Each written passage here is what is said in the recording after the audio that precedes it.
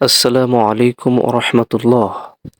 আজকের এই ভিডিওতে আপনারা জানতে পারবেন খরগোশ বাচ্চা দিলে করণীয় কী কী এবং মা খরগোশ ও বাচ্চা খরগোশের কিভাবে যত্ন নিতে হয়। আজকে দুপুরের দিকে আমাদের একটি খরগোশ 4টা বাচ্চা দিয়েছে, আলহামদুলিল্লাহ।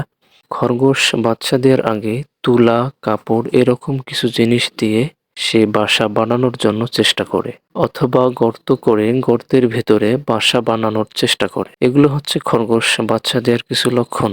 খরগোশ বাচ্চা দেওয়ার পর কি করতে হবে?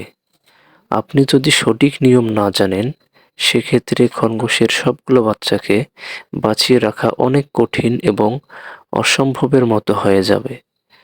আমরা বিশ্বাস করি বাচ্চা মরা সবই আল্লাহ তাআলার সিদ্ধান্ত।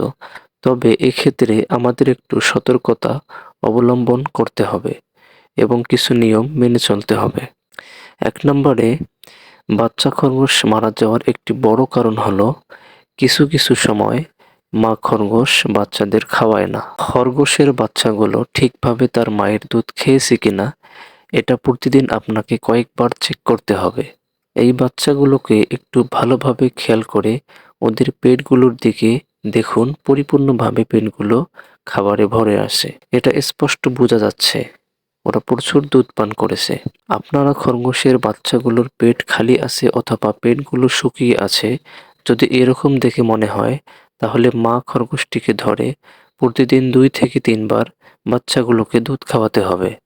এজন্য প্রয়োজনে ওর সামনের 2 পা এবং পেছনের 2 পা হাত দিয়ে চেপে ধরে বাচ্চাগুলোকে ওর বুকের কাছে রেখে দিন। তখন বাচ্চাগুলো তাদের প্রয়োজন মতো দুধ খেয়ে নেবে। যদি মা খরগোশটা নিজের ইচ্ছায় বাচ্চাদের দুধ না খাওয়ায়, সেক্ষেত্রে আপনি বাচ্চাদের এই পদ্ধতিতে দুধ খাওয়াতে পারেন। তবে এখানে আরও একটি বিষয় বলে রাখি, খরগোশ কিন্তু কারো সামনে বাচ্চাদের দুধ খাওয়াতে পছন্দ করে না। এজন্য আপনি কিছু কাপড় দিয়ে ওর বাসাটিকে আড়াল করে দেবেন এবং নিরিবিলি পরিবেশে রাখবেন, যাতে করে মা খরগোশটা তার বাচ্চাদের ইচ্ছে মতো দুধ খাওয়াতে পারে। খরগোশ বাচ্চা দেওয়ার দিন থেকে নিয়ে 14তম দিন পর্যন্ত অথবা এর থেকে আরও বেশি কয়েকদিন পর্যন্ত বাচ্চাগুলো মায়ের বুকের দুধ ছাড়া অন্য কোনো কিছুই খাবে না। এজন্য আপনাকে ভালো করে খেয়াল রাখতে হবে যে মা খরগোশটি বাচ্চাগুলোকে ঠিকমতো খাওয়াচ্ছে কিনা। এ বিষয়টা অবশ্যই আপনাদের খেয়াল করতে হবে। 2 নম্বরে, খরগোশের বাচ্চাগুলো কোথায় রাখবেন? এক্ষেত্রে অবশ্যই বাচ্চাগুলোকে সফট আলাদা একটা পরিষ্কার নিরাপদ জায়গায় রাখতে হবে। বাচ্চাগুলোকে আপনি কখনোই অন্য খরগোশের সঙ্গে রাখবেন না। শুধুমাত্র বাচ্চাগুলোর মা তাদের সঙ্গে থাকবে। মা খরগোশ ব্যতীত অন্য মেয়ে খরগোশ অথবা ছেলে খরগোশ ইচ্ছাকৃতভাবে বাচ্চাগুলোর কোনো ক্ষতি করে না। কিন্তু ওরা যখন বাচ্চাগুলোর কাছাকাছি যায়, তখন অনেক সময় বাচ্চাগুলো ওদের পায়ের নিচে পড়ে ব্যথা পেতে পারে এবং মারাও যেতে পারে। তাই অবশ্যই ওদেরকে আলাদা রাখতে হবে এবং চেষ্টা করবেন খরগোশের বাসাটা যেন একটু বড় পরিমাণে হয়। ওদের থাকার জায়গাটা যেন একটু বড়সড় হয়, যাতে ওরা আরামে থাকতে পারে। সেক্ষেত্রে মা খরগোশটা যখন প্রয়োজন হবে, তখন বাচ্চাগুলোর কাছে গিয়ে খাওয়াবে এবং খাওয়ানো শেষ হলে সাইডে এসে বিশ্রাম করবে। এভাবে করতে পারলে অনেক ভালো হবে। আবার আপনার কাছে যদি বড় পরিমাণে খাঁচা থাকে, যেখানে বাচ্চাগুলো থাকতে পারবে এবং অন্য সাইডে মা খরগোশটিও আরামে থাকতে পারবে, তাহলে আপনি ওই ধরনের বড় খাঁচা ব্যবহার করতে পারেন।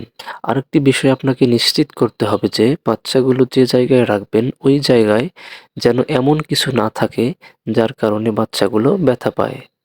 এজন্য বাচ্চাদের থাকার জায়গায় নরম কিছু দিবেন, নিচে নরম চট দিতে পারেন, কাপড়ের ছাট দিতে পারেন, কিছু তুলাও দিতে পারেন। এরকম নরম কিছু দিয়ে রাখবেন বাচ্চাদের থাকার জায়গায়, যাতে করে বাচ্চাগুলো কোনো ধরনের ব্যথা না পায়। যদিও বাচ্চা হওয়ার পর মা খরগোশ তার নিজের গায়ের লোম ছিঁড়ে ওগুলো দিয়ে বাচ্চাদের ঢেকে রাখে, তারপরেও আপনি বাচ্চাদের থাকার জায়গায় নরম তুলো দিয়ে রাখবেন। মা খরগোশ তুলোগুলো দিয়ে নিজেই তার বাচ্চাগুলোকে ঢেকে রাখবে। এর সাথে পারলে নরম কাপড় দিয়ে রাখবেন। আবার এমন ধরনের কাপড় দিবেন না যে কাপড়ের ভেতরে পড়ে বাচ্চাগুলোর নিঃশ্বাস বন্ধ হয়ে মারা যেতে পারে। এটা বিষয়ে অবশ্যই খেয়াল রাখবেন। এগুলো এজন্যই দিয়ে রাখবেন যে এগুলো দিয়ে না রাখলে মা খরগোশ তার গায়ের লোম এত পরিমাণে ছিঁড়বে যে তখন মা খরগোশের ক্ষতি হতে পারে। এজন্য আপনি তুলো দিয়ে রাখলে মা খরগোশ সেই তুলোগুলো দিয়ে বাচ্চাদের ঢেকে রাখবে। এবং আপনাদের খরগোশের বাচ্চাগুলির জন্মের পর যদি তাদের থাকার জায়গা পরিবর্তন করে দিতে হয়, সেক্ষেত্রে ১ দিন অথবা ২-৩ দিন অপেক্ষা করে তাদের স্থান পরিবর্তন করে দিতে পারেন। আর বাচ্চাগুলো ধরার সময় অবশ্যই হাতে পলি ব্যবহার করবেন অথবা গ্লোভস ব্যবহার করে বাচ্চাগুলোকে ধরবেন। তাহলে আর কোনো সমস্যা হবে না। ৩ নম্বরে মা খরগোশের খাবারের ব্যাপারে সচেতন থাকতে হবে। আগের তুলনায় ২ থেকে ৩ গুণ পরিমাণ খাবার বেশি দিতে হবে। যেহেতু বাচ্চাগুলো একটানা বেশ কয়েকদিন মা খরগোশের দুধ খাবে, এজন্য মা খরগোশটিকে পর্যাপ্ত পরিমাণ খাবার দিতে হবে, যাতে করে বাচ্চাগুলো তাদের প্রয়োজন মতো দুধ পায়। এই সময়ে মা খরগোশ আগের তুলনায় ২ থেকে ৩ গুণ খাবার বেশি খাবে। চেষ্টা করবেন এই সময় মা খরগোশকে প্রচুর পরিমাণে দুগলা ঘাস খেতে দিতে। এর পাশাপাশি অন্যান্য খরগোশের যে খাবারগুলো আছে সেগুলো পর্যাপ্ত পরিমাণ দিতে হবে।